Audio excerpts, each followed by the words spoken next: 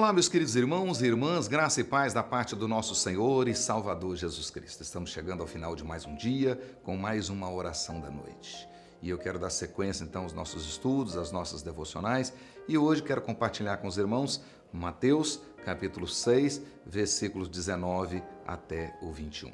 E para constar, quero deixar, então, o versículo 21, que diz assim: porque onde está o teu tesouro, aí estará também o teu coração.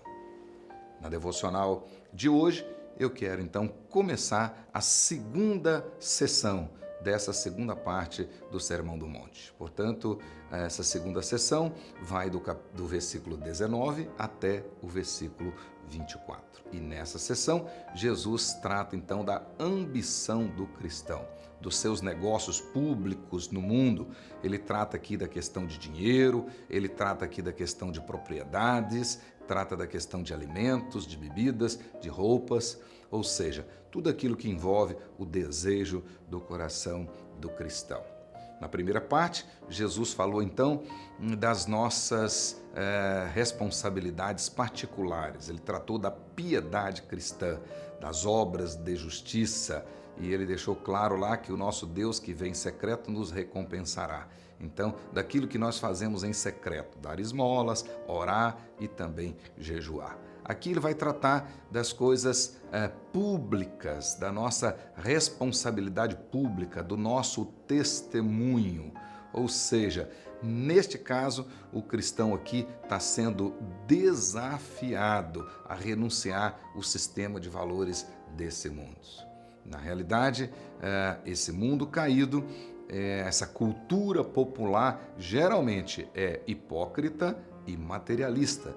E nós então estamos sendo chamados a renunciar a tudo isso. Na época do Senhor Jesus, os líderes dos dias de Jesus eram extremamente preocupados com as coisas, ou seja, eles eram materialistas, eles eram gananciosos, avarentos e cobiçosos. Em Lucas capítulo 14, versículo 16, nós encontramos lá que os fariseus eram amantes do dinheiro. A palavra ali é avarentos. E Jesus os repreendeu e disse que a avareza é pecado, dentre outros pelos seguintes motivos. Porque o avarento tem uma visão errada a respeito de si mesmo. Ele é como um saco furado, sempre acha que tem necessidades. E ele também tem uma visão errada em relação ao outro. O outro não precisa de nada, ele é que precisa de tudo. E tem uma visão errada também em relação a Deus e principalmente em relação aos deveres exigidos por Deus. Aqui nos versículos 19 até o versículo 21, Jesus então vai tratar do verdadeiro tesouro, contrastando com o falso tesouro. Jesus vai dizer que o verdadeiro tesouro é do céu e o falso tesouro é da terra.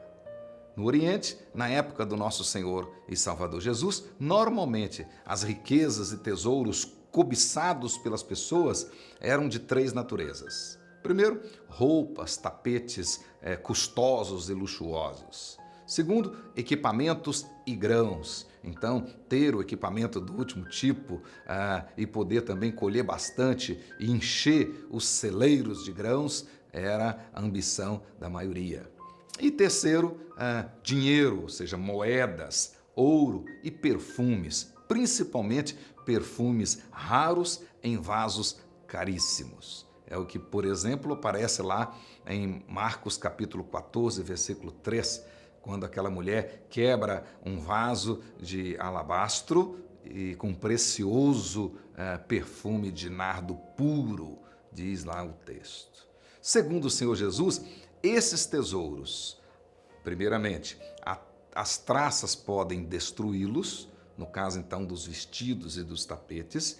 Depois ele diz que a ferrugem pode corroê-los, e é curioso que a palavra que Jesus usa aqui para ferrugem também pode ser traduzida por mofo, mas ela tem um sentido literal daquilo que come, né? O que come, a tradução literal. Então, tanto aqueles equipamentos de última geração de ferro poderiam ser literalmente comidos pelo óxido de ferro, ou seja, pela ferrugem, como os celeiros abarrotados de grãos poderiam ser então comidos pelos carunchos e também pelos roedores.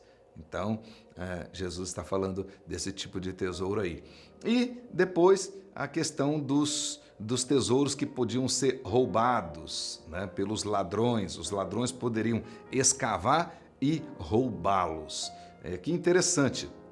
Na realidade, aqueles tesouros não estavam enterrados. As casas eram feitas a maioria das casas eram feitas de tijolos crus. Então os ladrões vinham e escavavam a própria parede, adentravam a casa e roubavam então aqueles tesouros. Portanto, aqui Jesus está nos alertando contra 3 classes de prazeres e posses.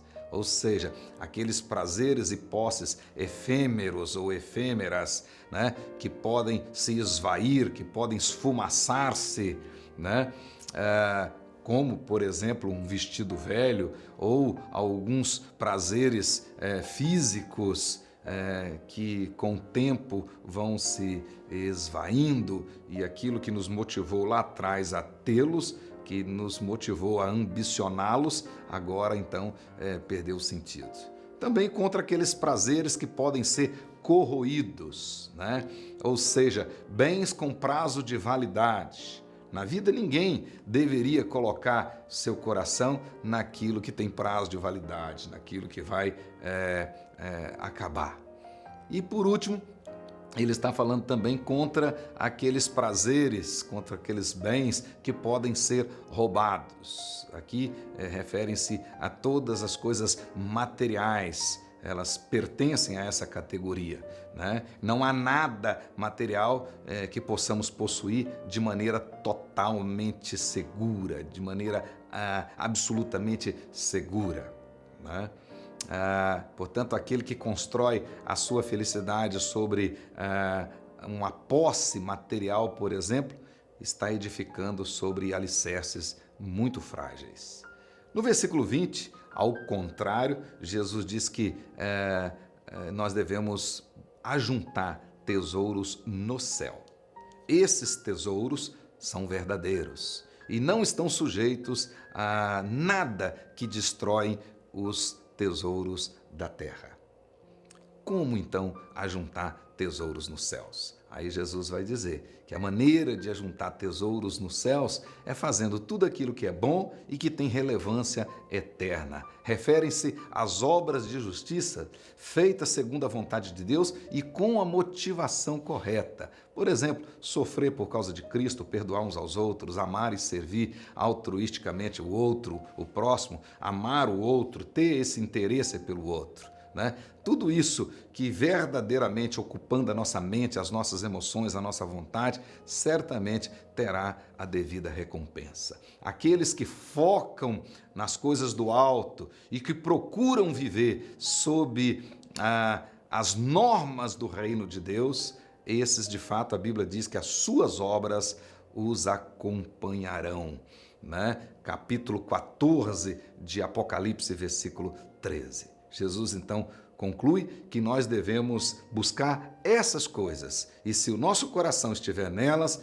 verdadeiramente agradaremos ao Senhor. E ele termina dizendo o seguinte: onde estiver o seu tesouro, ali estará o seu coração. Então, se o seu tesouro estiver nas coisas dos céus, de fato o seu coração estará lá. Se o seu tesouro estiver nas coisas da terra, seu coração estará aqui.